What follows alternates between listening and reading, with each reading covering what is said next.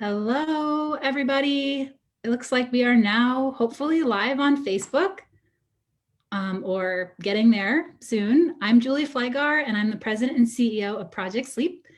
And we have a very special guest with us tonight, Victoria, all the way in, forget the name of your town in Texas. Mercedes. Mercedes, Texas. How are you doing tonight? I'm good. I'm so glad to be here. We're so happy to have you. So just to remind everyone quickly, before Victoria shares her amazing presentation with you, we are doing this as part of the story sharing series that we took on this year.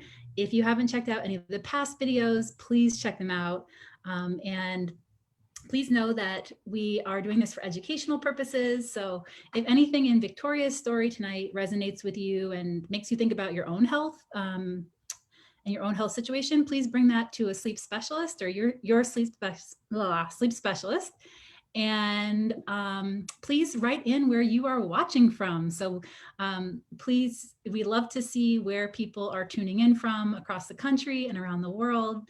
And if you have questions for Victoria, she will take some questions after she finishes her presentation. So please go ahead and try to hold on to those questions till the end of her presentation. That will help me kind of sort through. But as she's speaking, definitely, write in comments when she says something that resonates with you. Share the video onto your Facebook page so we can reach more people. All that engagement, press the like buttons 100 million times. All that engagement really goes so far and really helps us to help spread the word. So thank you guys so much for tuning in tonight. I just will also mention it's been about a month, I think, since we've done one of these. And last we had was Griselle sharing her story in Spanish just a few days before World Narcolepsy Day. So I would be remiss not to mention what an amazing World Narcolepsy Day we had, guys. It was just the coolest. Such a special day. I think, there's so many different ways that you can kind of try to quantify the impact, but I feel like I saw so many people sharing that said that they might not have shared otherwise, except for that it was World Narcolepsy Day. And that just made me feel like, okay, this day is really important because we were getting more people to raise their voices and share their story. So it was an incredible day, and we'll be reporting back more of other metrics and all the highlights, hopefully on our blogs soon. And what else? We had a sleep advocacy forum just 2 weeks ago, actually, which was a leadership meeting about sleep advocacy, from the research to drug development, all the way to thinking about sleep health disparities for ethnic minorities, and clinical care and insurance, and making sure people have coverage and equal access to healthcare. So it was a really wonderful day, and we're just finishing getting those highlight videos from that day up onto our website as well. So please look out for those. We are excited to share those highlights so that you guys can see more of what that meeting was about. All right, so I think with that, I'm done providing my updates and intros. And Victoria, if you want to go ahead and pull up your slides. Let's see, exit. I'm going to go ahead and introduce you. Perfect. Okay. So tonight we have Victoria. She is a homeschooling mother of two, educational diagnostician, and a major horse enthusiast. She was diagnosed with narcolepsy with cataplexy at 26 years old, and now hopes to raise awareness of this condition. As a speaker with Project Sleep's Rising Voices of Narcolepsy program, Victoria will share her experiences finding her diagnosis and living with narcolepsy.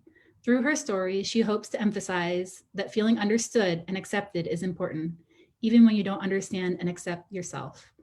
And we're just really excited to have her share tonight. Please take it away, Victoria.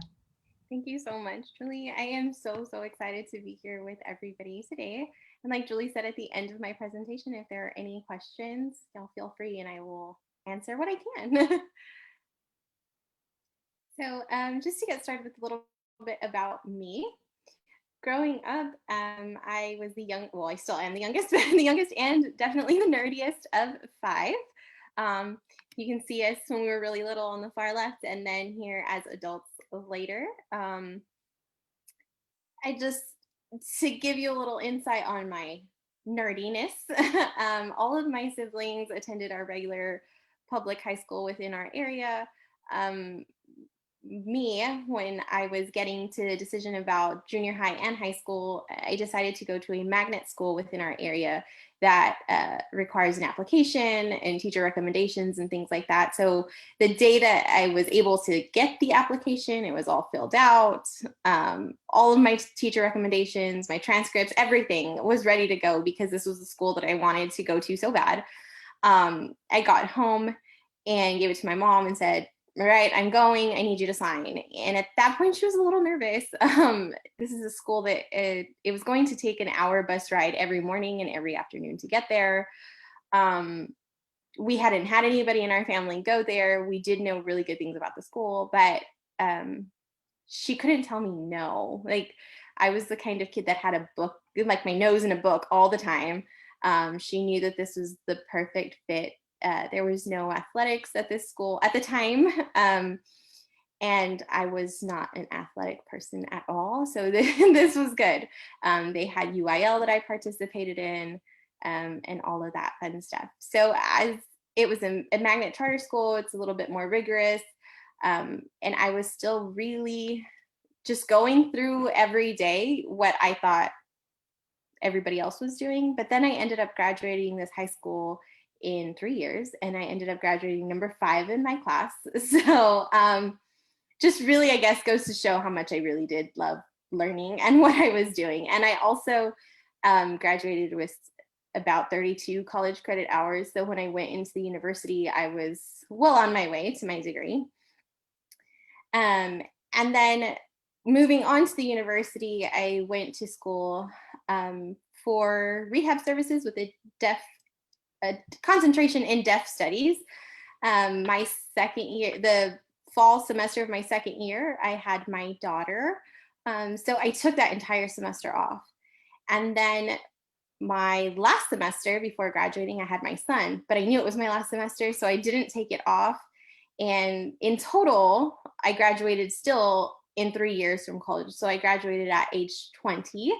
And then that summer, I went on to get my teaching certification, and I started teaching that August as a teacher for the deaf and hard of hearing in our area.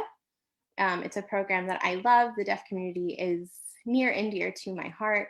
I connected with a lot of families and students who had a lot of hardships at home, just that came naturally, I guess, from being deaf in a hearing family and things like that. So in the picture on the far right, I just want to include that.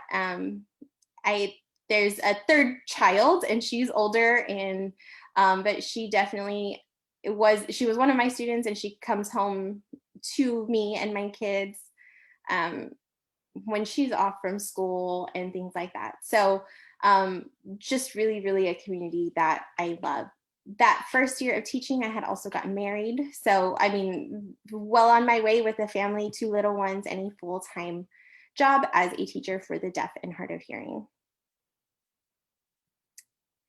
Okay, and then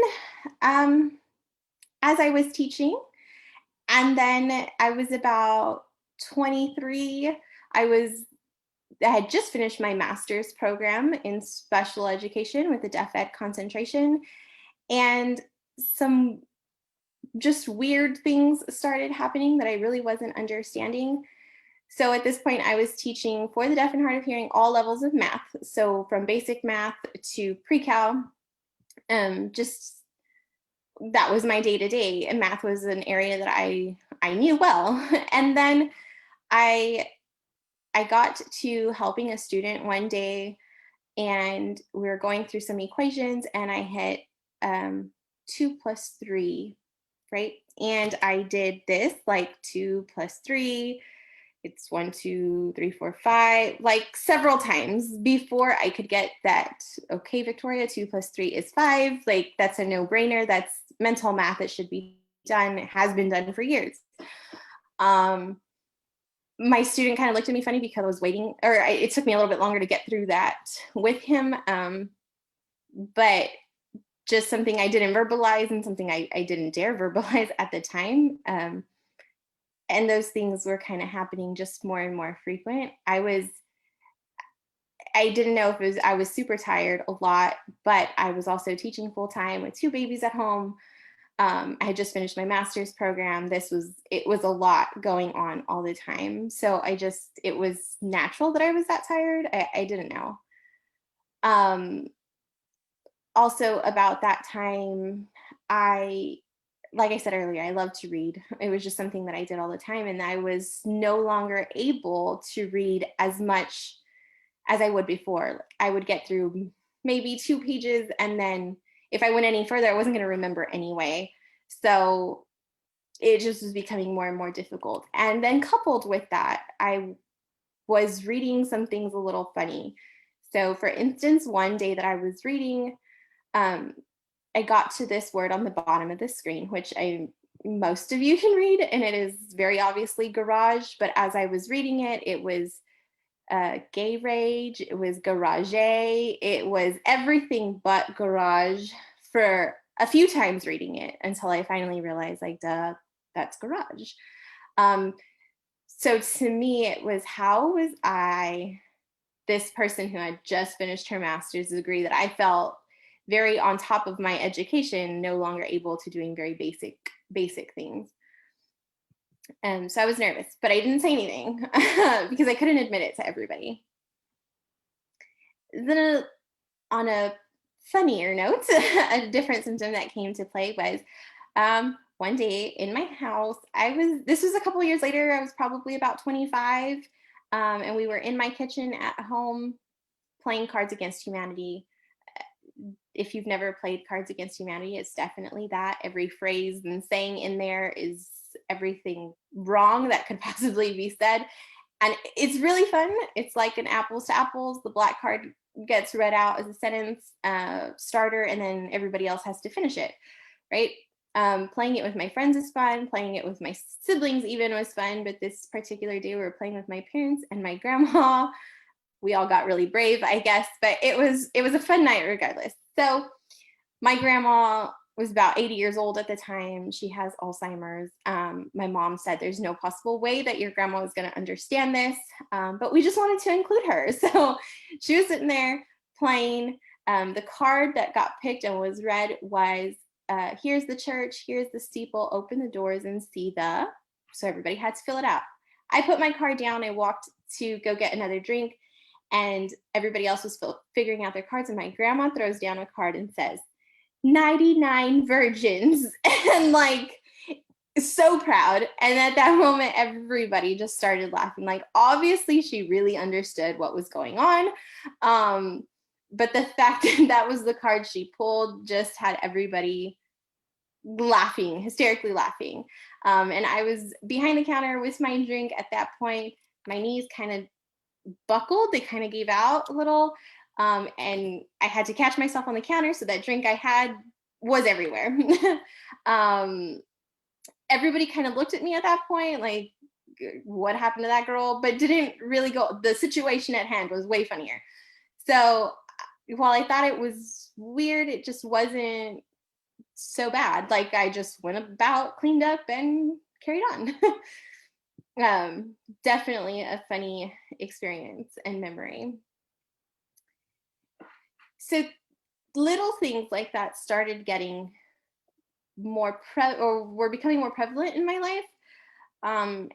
Some were just minor, some were really funny like that. But this particular day, I had moved from teaching in McAllen, which is about 45 minutes away from where I am with the School for the Deaf, to a school in my little town because my daughter started kinder. So it was easier for our family this way. And she started to ask me, Mom, where are we going? I thought we were going to school, because I was making every wrong turn that morning. I could see the school. It was the same campus I went to for kindergarten. It's been in my, it's all my life has been in there. I just couldn't get there. And so my answer to her, trying to hold back tears, was, I know we are going to school. We're just taking a different way to school. And then almost in that instant, I just turned on the right road. We saw the school and she yelled from the back, "Oh, mom, there's my school." And I dropped her off. Uh, everything seemed normal for her. And then I carried on to my school, kind of worried, but I knew how to get to my school that morning. So I just carried on driving and I got there. As I was walking in the doors, one of the ladies from our custodial staff asked me, like, I guess you could see it on my face. So she said, "Mija, estás bien?" Like, so are you okay? And I, I just couldn't hold it together at that point. I started crying. She called my boss, the principal at my campus. He was a good friend of my dad's. Um, Again, we live in a really small town, so everybody kind of knows each other. He had me go and sit in his office in all of my years as a student and a teacher. This was probably the one time I was nervously sitting in the principal's office, like the sixth graders that I was teaching at the time. But my principal was really concerned. He said, "We're going to cover your classes for today, and as many days as we need to, really, until you figure out what's going on." And so I just continued to wait for my parents, knew that things were going to be okay. And then they took me to the ER because something was terribly wrong to them, and to me. And I was thankful that this was, you know, not the situation that I wanted, but that we were going to get somewhere. Um, so my mom went with me to the ER, into the room. My dad never left the ER waiting room. Um, my husband at the time didn't come, but things were, well on their way. They could only run some small tests there. So I had a CT scan that ended up checking out okay. Um, but in talking to me and all of the symptoms that I was going through, they referred to a neurologist that I definitely needed to figure out something. Um, so from that day, I mean, and we just went home and my mom kind of consoled me through the day. She helped me pick up my daughter, things like that. But then we started seeing where we could go to get something figured out. So we went to a neurologist, just seeing all of the symptoms that I was going through and what she thought. She also, ordered more testing, so CT scans, MRIs, things that, there was something maybe minor that could be happening, but nothing that was alarming. But the symptoms that she was seeing were, I guess, consistent with a condition called idiopathic intracranial hypertension.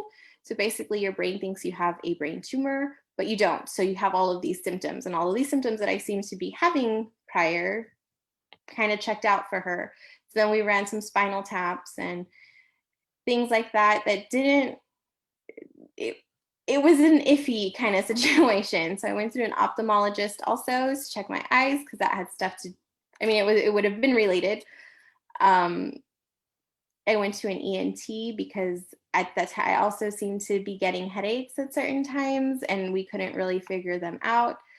Um, but none of that really gave me solid answers until I think finally she said, you need to see a sleep doctor because I seemed to be sleeping through a lot of stuff. And whether it was because I was having a headache or because I couldn't remember certain things or I was frustrated with my reading inability at that time, I was just sleeping a lot. And so I did go see a sleep doctor.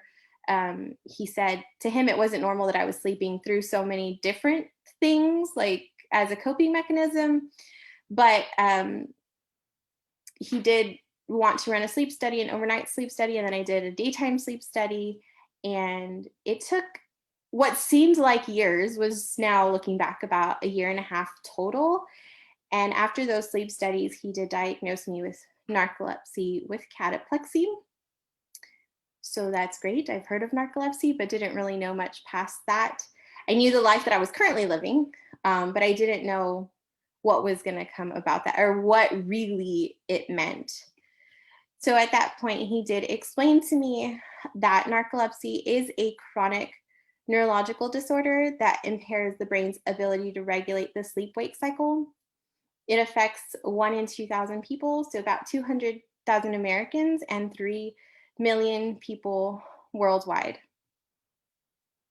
So now what? um, it it was just something that, okay, now we have to find what our next steps are. So you did hear some of my symptoms. Symptoms do vary by person, and they can include some of these things. So excessive daytime sleepiness are periods of extreme sleepiness during the day that feel comparable to how someone without narcolepsy would feel after staying awake for about 48 to 72 hours. My kids will tell you that this is their mom for sure. They want to watch movies, and that's great. But if I'm not snacking, I'm definitely going to go to sleep. Um, if I'm at my mom's, I'm going to take a nap. It's just part of my day. And then looking back at when I was misreading words, and that wasn't really comprehending, and then I wasn't even able to get much further than 2 pages in a book, those were definitely episodes of excessive daytime sleepiness that I just didn't realize weren't just part of my normal life at the time. And then there's cataplexy. So cataplexy is a striking sudden episodes of muscle weakness that are usually triggered by strong emotions, such as laughter, exhilaration, surprise, or anger. The severity may vary from a slackening of the jaw or buckling of the knees to completely falling down. The duration of these things may happen for a few seconds to several minutes, and the person does remain fully conscious, even if they are unable to speak during the actual episode. So that time playing Cards Against Humanity, everybody was laughing and my knees buckled, I dropped things. That was an episode of cataplexy, I would later realize. There are hypnagogic and hypnopompic hallucinations, which are visual, auditory, or tactile hallucinations upon falling asleep or waking up. These can often be very frightening and confusing. Uh, there's also sleep paralysis, which is the inability to move for a few seconds or minutes upon falling asleep or waking up. It's often accompanied by hypnagogic or hypnopompic hallucinations. It's important to know that people without narcolepsy can experience these hallucinations and sleep paralysis. In fact, about 1/3 of all people experience these at some point in their life. This is usually during periods of high stress or poor sleep. For people with narcolepsy, though, these are much more frequent and consistent over time. So about 25, when all of these other symptoms were happening, I woke up one night to see a man standing in the shadow of my restroom door. And my heart was racing. I was freaking out, but I got up. I just wanted him to go away. I closed the door. And then I turned to go back to my bed, and that same man was standing in the shadows of my closet door. And I ran there to close that door too. And then I remember running and jumping in my bed and pulling these covers over my head, um, heart racing and just willing him to go away. And then all of a sudden I heard some like laughter, like kind of making fun of me laughter outside of my window. And I kind of like creeped out of the covers, and I did see this man standing in the shadows, like outside my window. Um, it took me a few minutes maybe a few minutes, I don't know, but to really realize that there's no possible way that a man could be in my house, at my closet, or at my restroom, and then my closet, and outside, all within a matter of seconds. So that realization, I was able to will him away. I no longer saw him, I didn't hear him, but I was still super, super scared. And all I wanted to do was go back to sleep and forget that had happened. To this day, if my doors are not closed when I go to sleep, that man is probably going to appear in my shadows. So then there is also some disrupted nighttime sleep. And unlike public perception, people with narcolepsy do not sleep all the time. The timing of sleepiness is off with narcolepsy. So one may fight sleepiness during the day and then really struggle to stay asleep at night. Very, very common. And then brain fog is uh, cognitive experience, cognitively experienced as slower thinking or a lack of concentration and forgetfulness and or confusion. These symptoms affect your thinking processes, understanding, judgment, and even memory. So going back to like helping my student in the math class, that 2 plus 3 that I wasn't even able to compute at the time was definitely severe brain fog, as I was really tired teaching and raising kids, and just I think it made it that much worse at the time. So then there are two types of narcolepsy. There's narcolepsy with cataplexy and narcolepsy without cataplexy. Recent research suggests that narcolepsy with cataplexy is caused by a lack of hypocretin, which is a key neurotransmitter that helps sustain alertness and regulate the sleep-wake cycle. Less is known about narcolepsy without cataplexy. Again, my diagnosis is narcolepsy with cataplexy. Okay, so then diagnosis, and you heard that I did go through this. It typically does include a 24-hour sleep study that includes a nighttime portion, the polysomnography, and a daytime nap portion, which is a multiple sleep latency test, or an MSLT, what we call.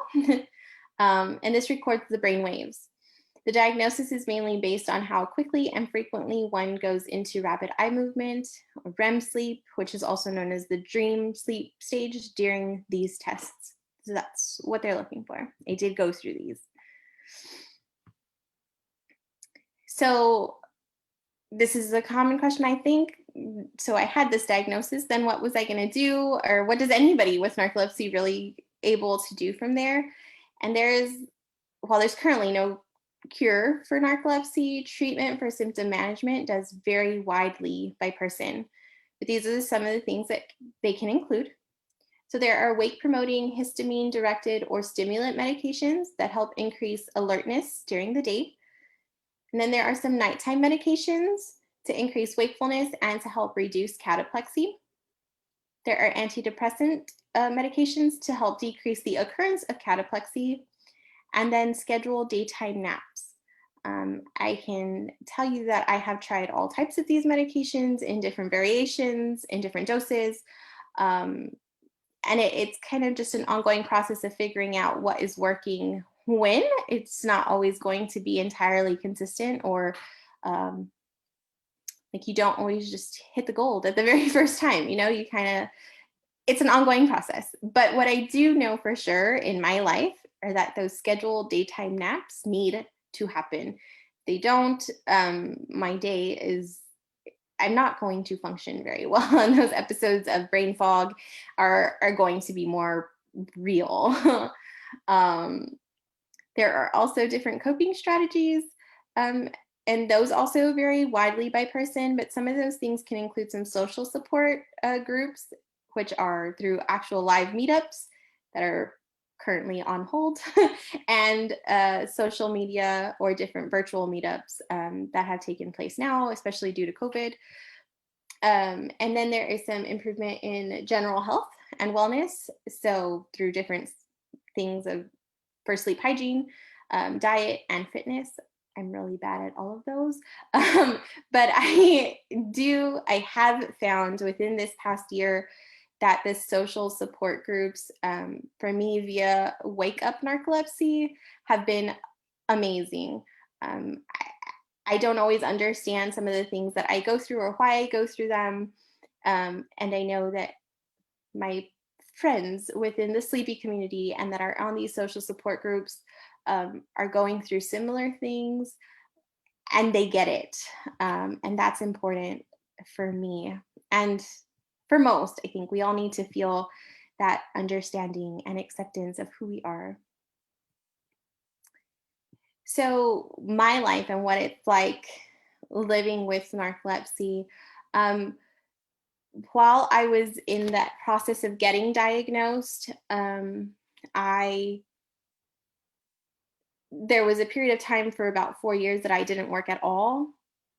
And I was able to do that because I was married, and then we got divorced. And at this point, when I was going through diagnosis, I had gotten remarried. So I was able to not work, and he was very much supporting us.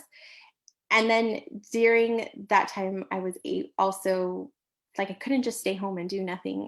So I went back to school and I got my certification to become an educational diagnostician, which has helped me now in the long run. Now I do work from home um, as an educational diagnostician for K-12 online, which is a virtual school. And it has been amazing for me and my lifestyle, and the fact that I do need naps sometimes during the day and things like that. So it has worked. Um, I did say I reconciled my marriage at that point, but here now we are going through a divorce again. The first time we got divorced was for our own differences. The second time I felt like more of the issues that came about were due to a lack of support or understanding in my road to diagnosis. Like, yes, he let me stay home, he let me go to the doctor and things like that, but he never went with me to the doctor. He never went with me to any of the tests that I had to take. So I always had to explain it later when I really didn't want to necessarily talk about it, or didn't even remember half of what was going on.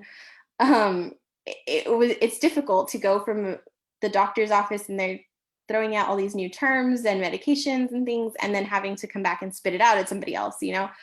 And if I didn't understand it for myself, how was I going to make somebody else understand it? And he was living with me and my husband, and you know, it affected me in ways that I didn't really realize in the moment, but long term it was just building. um so he and I are no longer together, but he is a great support. As far as he's a great dad. So he also does realize that sometimes I am really exhausted, and he is willing to take my kids, even if it's for a few hours, if it's not, you know, his weekend or anything like that. But um, just our relationship didn't really work. So through all of those appointments that I think would have naturally gone to by myself, my mom was the one going with me all the time. My dad stayed home. And again, we had to explain to my dad, but there couldn't be like a whole room full of people either. So my mom was with me at the appointments, and she is amazing. And I know it hurt her as a mom, and it still hurts her now to see that I go through so many things and she can't do anything to physically help me. But her being there at all of those appointments meant the world to me. She did encourage me to speak up for myself so that doctors actually knew what was happening in my day to day life, which I think helped getting a diagnosis in that year and a half instead of it being even longer. Um, and then she really, really helped serve as a recall for me as I was trying to explain to my dad or even to my siblings. Like, she knew I wasn't really going to want to talk about it, but she was able to really give them more information or tell me what I needed to do to follow up, because it was set at an appointment that I really didn't understand or remember. So yeah, she's an angel. um, and then I have some really amazing, understanding, and supportive friends that, yes, they don't always understand what I'm actually feeling or going through, but they do understand that I'm sleepy. They do understand that there are certain things at night that still scare me, even though like I can tell you about it and it seems like I know that it's not real. It's very real in the moment, and they do know that. So my best friend especially will help with my kids, which in and of itself is a huge help. Even if it's to watch them here at my house while I'm taking a nap, just so that they're not entirely alone watching a movie all the time, like there's somebody else with them. And she also has turned off all the lights and closed the doors for me before bed if I haven't, and that is huge. um, they also all understand that I'm going to take naps now, and they didn't want me to at first, and now they realize that if I don't, it's only going to make me grumpy and worse throughout the day. So that's helpful. And in all of that, I've just really learned what it is being me, and I'm still learning, but I've accepted it. That go-getter all the time, graduated at 20, was teaching and doing all these things, seemed to be losing some abilities, not necessarily losing them, I just have to do things a little bit differently every day. So now, well, about 3 years ago, we decided to homeschool our kids. And this was kind of not necessarily as a result of the diagnosis, but we knew that I wasn't always fun, exciting mom all the time, and that was hurting me. And then just different job positions that I couldn't really do because I was so tired. Just deciding to homeschool seemed right. It seemed like a right fit. And it has been. Again, we're on year 3. We didn't know how far this was going to go, but we are on year 3. My kids love it. It has given us more meaningful time together. Sometimes I don't wake up as early as I should, but sometimes they don't either. Kids need their sleep too. And so sometimes we start school really early. Sometimes we start school at 11. It varies, but me being in this position, working from home too, and just keeping it's allowed us to do all of that. So it's been the best decision that we've made. And then we have horses. The picture on the right is all 3 of them. From left to right, it's Bonnie Blue, and then Rosie and Red. And they are our babies. We go out and we feed. We ride sometimes, but if nothing else, we just spend time with them. And they have been a huge, huge support. I think even more than humans have some days. They seem to just really understand what I'm feeling without me saying anything. My baby on the left, that's Bonnie Blue, and then she's also in the picture on the bottom with me. She gives me hugs. It seems like she wraps her neck around me. Some days she's nudging me on my back, or she's right up in my face. And it's all just dependent on the mood that I'm in. All 3 of them, as I think anybody knows, horses can be wild sometimes, like any animal, but all 3 of them, as soon as my kids are there, they're calm, and they've never hurt any one of us. So it's a plus. And things that I don't know, I would love to share with anybody and everybody. They are so therapeutic in so many ways. And I know that several different people with different backgrounds and disabilities feel the same. And so something that I definitely do want to share. So, because of low awareness, even amongst physicians, and misperceptions of what narcolepsy actually is, there is an average of 8 to 15 years between narcolepsy symptom onset and diagnosis. It's estimated that the majority of people with narcolepsy are currently undiagnosed or misdiagnosed. Some of the common misdiagnoses may include epilepsy, depression, and schizophrenia. So, like I said, when I first started seeing symptoms to actual diagnosis, it was about 9 years. So right in that average. When I actually started looking for help and getting a diagnosis, it was about 1.5 years, but I wouldn't have ever even thought that this is where it would lead. So raising awareness is extremely important to me and to my family. My kids know that mommy has narcolepsy. She's a sleepy mommy. They can recognize some of the symptoms right off the bat. Of course, they live with me. They see it more than anybody else. But these are some of our pictures from World Narcolepsy Day this year. This was the cloud campaign that we joined in on, and we had a lot of fun doing them, taking pictures with our clouds and things like that. Just narcolepsy is so much more than sleepiness. Some of the symptoms can be memory loss, brain fog, those hypnagogic and hypnopompic hallucinations, muscle weakness, and mood swings, which throughout my story you have heard are very real in my everyday life. So I have been sharing my story today as part of our Rising Voices of Narcolepsy, which is a program of the nonprofit organization Project Sleep. This empowers patient advocates to share their stories and to improve public understanding of narcolepsy. This has been huge in my life. So thank you all for listening to my story today. Yay! Victoria. Thank you for sharing your story with everybody. Thank you. If you want to go ahead and unshare. Oh, there we are. Okay. Well, first of all, Victoria's wearing my favorite color today. Doesn't she look lovely, guys? I love the yellow. It's so happy. And so radiates the energy that that you project, which is amazing, positive energy.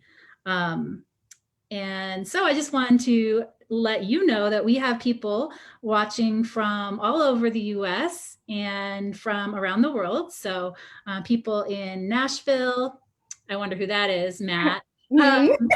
We have friends in New York with Henry and Meryl watching, North Carolina and Lindsay, Pennsylvania with Jen, and Rochelle in Australia, and Iris in London. So we got, Australia to London are tuned in to hear you share tonight. And hi, guys. And I'm sure many more places, but those are the ones I wrote down. Thanks so So much, guys. please send over your questions on Facebook. I'm going to go ahead and ask you one question that I had planted, or, my pre-question, which also Matt asked as well. So basically, what's it like parenting with narcolepsy? Do your kids, I know you mentioned a little bit, they know you're sleepy, but how old were they maybe when they even like got a sense of it, and like, what's the challenging parts, and maybe what are the, better parts, if there are better parts of being a parent with narcolepsy? Yeah. I think it's probably only been like 2 years, maybe. I've been diagnosed for about 4, maybe about 2 years that they really understood, and not narcolepsy as a whole, but some of my symptoms and what that is. And they know the term and they can say it.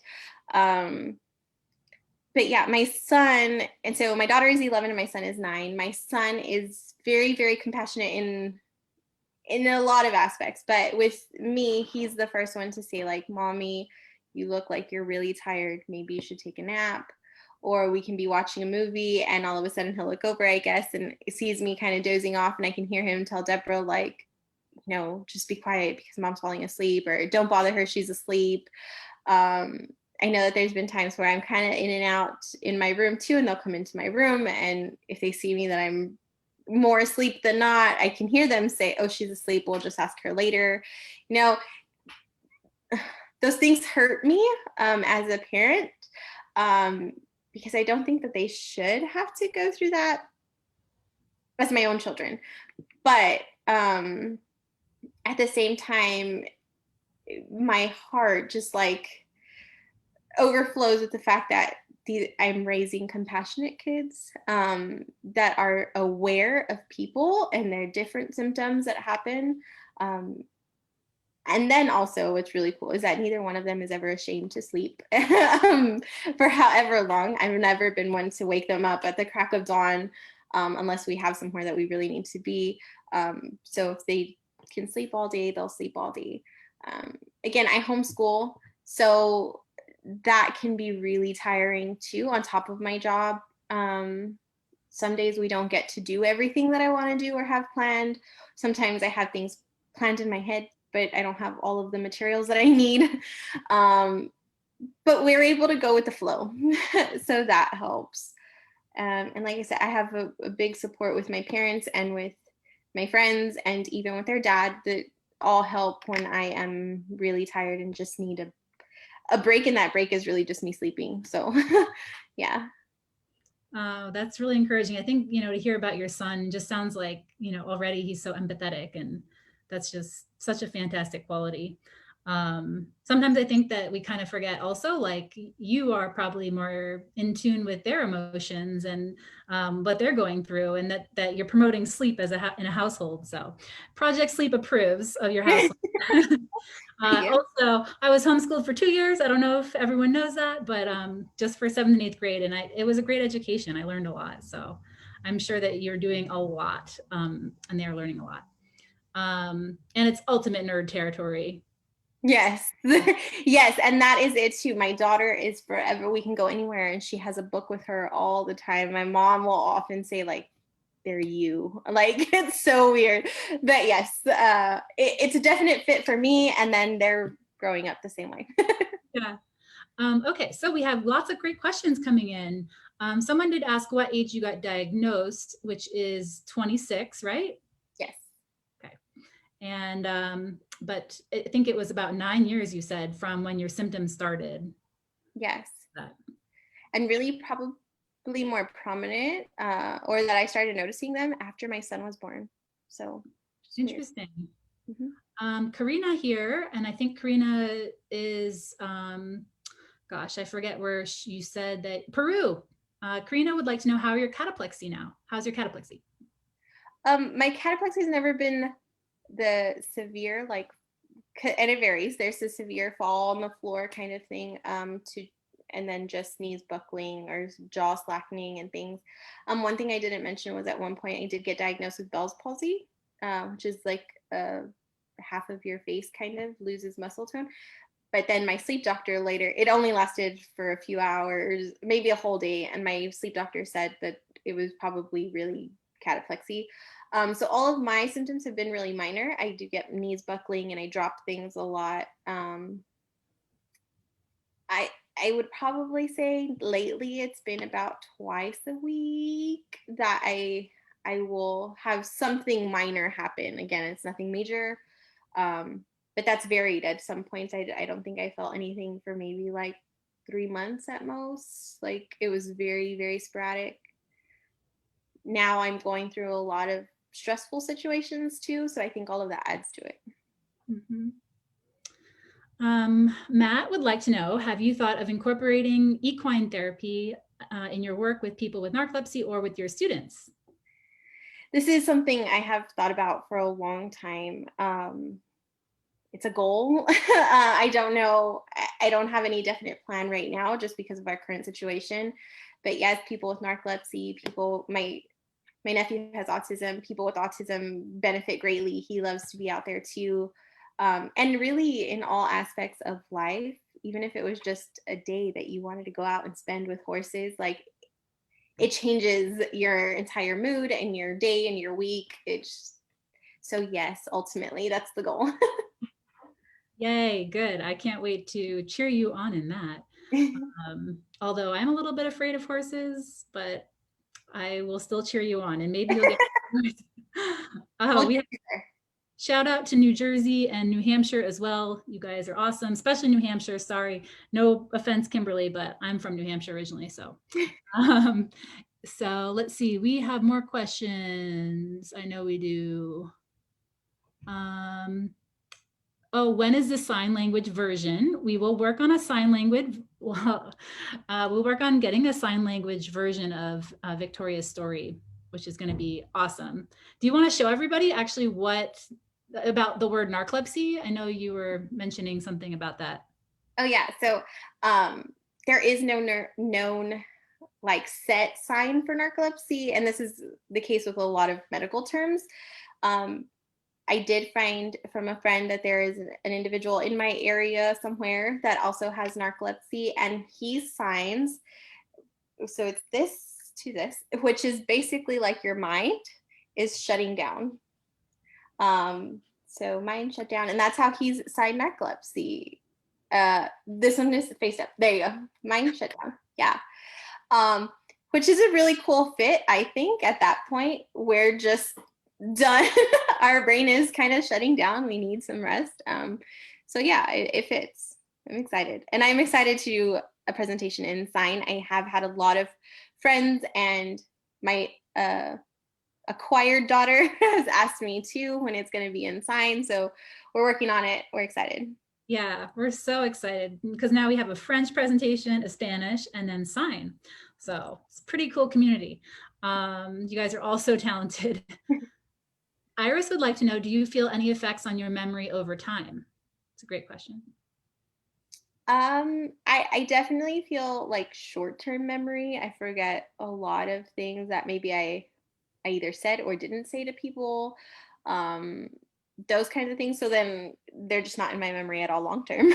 um, I think that's been the biggest thing. And I have noticed it is definitely more when I'm in a emotionally stressed or high stress on top. It just makes me more tired. And then that affects my memory even worse. Um, but yeah. Okay, Iris has another question. Um, she says, it really seems like you've taken such control over various aspects of your life, which I rarely see people taking. Do you feel this has been the best decision to help your day-to-day life with narcolepsy? The decision to homeschool, work from home, maybe. Maybe, yeah. Yeah, I think so. So like I said, I wasn't working for 4 years, and it was really, really just to find a diagnosis and something to get me functioning fully again. Um, and then when I did, yeah, that's right about when we started to decide to homeschool. And then this is just my second year working online from home. Um, but yes, they've definitely changed how I can do things. In the classroom in a brick and mortar school, I couldn't just take a nap all the time. Like, yes, we have conference periods, but they often were filled with planning and professional development and things like that that just don't allow even for a nap. And then for me, my naps, this varies. Some people can take a nap for like 20 minutes and be okay, and some people need a 2 hour nap and be okay. And mine are more about an hour to 2 hours, which wasn't going to happen in the school setting. And it is what I have a passion for. So it is what I wanted to do. So being able to do that with my own kids and then transferring it back to virtual learning, yes, has given me that flexibility, and really to listen to my body also. Something that we will always be learning and trying to do better at, right? Yes. Listening to our bodies, even when we don't really want to. Yes. Mind versus body. But yeah, it's so wonderful to hear that you do have that good situation now. I feel similarly. Sorry, there's a bug. And I feel, very fortunate not only to have my dream job running this organization, but just the flexibility of being at home has made a huge difference, I think, for me. So let's see. We did have a great question from Anton. Was wondering about not having, spousal support either. Like, what has been most helpful for you as far as social support? I think it's varied at different times in my life. Sometimes I do find like I retreat and am by myself a lot, and it just helps me deal or not deal. I have to say that too. Sometimes I just want to sleep and not deal with anything. Um, but I am really close to my parents. They don't live far from me at all, and I'm with them a lot. And even there, it's not necessarily that I talk about it or I talk about anything. Sometimes I'm just there to sleep, but I know I have peace knowing that my kids are being taken care of and that there's at least people around. I don't want to be entirely alone. Here in this past year that I've been on the Wake Up Narcolepsy support groups, um, on Wednesdays and Saturdays. Sometimes I am able to do that. Sometimes I am able to do just one day. Here it's been like 2 weeks that I haven't been able to do either one, but they've been a huge help because it's all varying walks of life. They understand, the symptoms may not be entirely the same, but they understand the level of sleepiness. They understand that you're not going to function to your full potential every day. So that support group has been huge, huge for me. And his other adults, because I homeschool and I need adults. Yeah. Um, I think like people always, the word support group, it turned me off, when I was first diagnosed. I was like, oh, I don't need a support group, but I don't know, there's something with the word. And I like to like remind people it's like information sharing, it's just like the best way. I like to say that I can credit some support groups I attended with some of the best decisions I've ever made, or like my understanding of the side effects of treatments and the word anxiety. Like I didn't know what anxiety was. It was hearing someone else talk about it and describe their anxiety. And I was like, oh my God, I've been experiencing that for years. And I had no idea that's what that word meant. So yeah, can't speak highly enough about a support group than you've just said. So And definitely doing that. I think that, sorry, is more like, especially if you come from a family like mine, they're amazing, but they're also very much we're go-getters. All of us are there. When I say that I'm close to my family and we're always together, they're always having a get together. And for a while I felt so bad, like I wasn't actively participating in their get together. So those kinds of things kind of come into play also. but they're learning right along with me now, and I'm grateful for that. And then, like I said, everybody in that support group has felt that at one moment or another. And if we can just share that experience, it's so helpful. And then there's some of my best friends now. There's some of the people that I text first when something's going to happen. Um, they're all I know cheering me on because we've had this group chat about today for a while. So it's really nice. Yeah. Yeah. All right. So Lizzie, hi Lizzie. Lizzie would like to know, she also loves horses. It's a little bit in her presentation as well. And so she says that she loves horses, equine assisted therapy, and just curious if you could speak to if how your horse experience has helped you to learn about your own emotional regulation or presence. So I think I talked to Julie a little bit about this. Like some days it's just walking in with my horses and they just know, like their senses are heightened.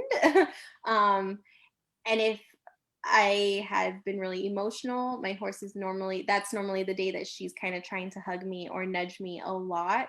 Um, and so that's kind of helped me be more aware of when I need to go also, because then that support helps me get through my day, or those emotions. While I'm out there, I haven't had a cataplexy attack at all.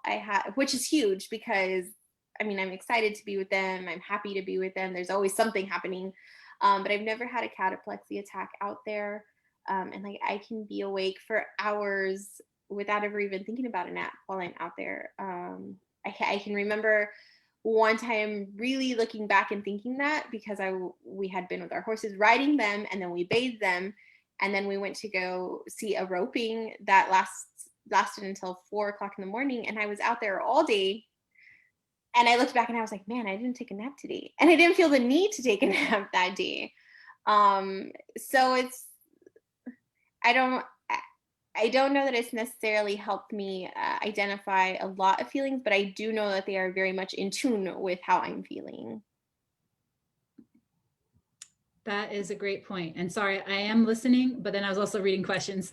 So perfect segue. But I'm like an Oprah in the making. I'm not quite at her level yet. Okay. So Kimberly would like to know, how do you feel about driving? Do you, thinking about the distance or the time in driving a car? uh, yeah, this is something that's come up recently for me too. I used to drive prior to symptoms, I guess, a lot. I mean, I've made a like 10-hour drive by myself with nobody in the car before. Lately, one, I don't know if it's that I am at home a lot. So then when I do have to drive, it's a challenge. If I'm within my own town or even the town over, it's normally about 15 to 20 minutes. I'm okay. Um, a 45-minute drive is going to be really difficult for me. And it has started to scare me sometimes. I guess I feel like I've gotten there and successfully, but like on autopilot. I don't remember how I got there, or anything like that. So that just feeling that uncertainty has led me to not drive as much if it's a long drive. And normally if it's a long drive, I have somebody with me anyway. It's my mom or my friend, so I just make them drive instead. And they've become my chauffeur for things. Um, but yeah, that comfort level is different for everybody. It doesn't affect everybody. So really, if you're feeling bad, I just wouldn't drive. And that's where I'm at with it. If I feel tired, I'm not gonna really drive anywhere. Yeah, I think that's a great way of putting it. I know, like when I lived in Washington D.C. and I was still not sure, I just made a 40-minute limit, and so I just tell my friends if it was over 40 minutes, they had to drive. And I mean, some days I was fine to drive longer than 40 minutes, but it was kind of just having that rule set in advance that like made it less awkward. It was just kind of known, then, oh, okay, so I have to drive if it's longer. And it made like, it set kind of like a boundary, and made situations a little bit less awkward, as opposed to me every single time being like, well, geez, it's an hour, it might be tough for me. And then I've expanded it out. I think it's just naturally at your own comfort, as Victoria beautifully said. So, all right. Well, I think that we don't have any other major questions right now. Now that I am like on the chat and the Zoom, it's kind of exciting, and I'm sure that we could keep chatting all day with all these amazing folks that tuned in to hear you. But I think we should go ahead and say good night to everyone. And thank you again to Victoria on sharing your story tonight. We're so proud of you. Victoria is actually the first of our 2020 program graduates to share her story with you guys tonight. So more to come. And we're just really proud of this group and this community. So thank you again, Victoria. And I hope that we didn't take too many of your spoons through doing this tonight. And No, I saved all my spoons. I slept all day for leading up to this. I slept a lot today. So I was really excited to be here and really excited to answer questions. So glad that so many people tuned in. And thanks, Julie. It's awesome. Of course. All right. Have a good night, folks. And we hope you have a good week. Don't forget to vote. Yes. And we'll see Thank you in you. 2 weeks. All right. Bye for now. Bye.